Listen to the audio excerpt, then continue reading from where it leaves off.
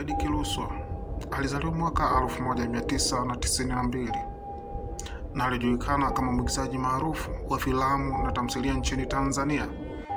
Alijulikana kwa uigizaji wake mzuri hasa katika tamthilia kama Mzani wa Mapenzi, Ripoti pamoja na Connection. Fred alijitolea sana katika sanaa na kazi zake zilivutia wengi. Alionyesha ufanisi mkubwa katika uigizaji na kutoa burudani kwa mashabiki wake.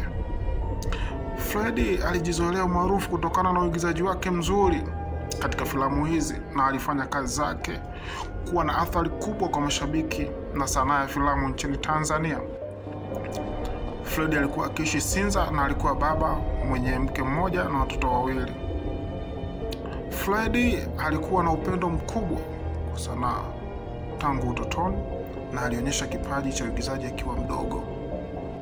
Baada ya kumaliza kidato cha 4, alijiunga na chuo cha sanaa Bagamoyo mwaka 2011. Hapa alisomea uigizaji na kujiandaa vyema kwa ajili ya kazi yake ya sanaa.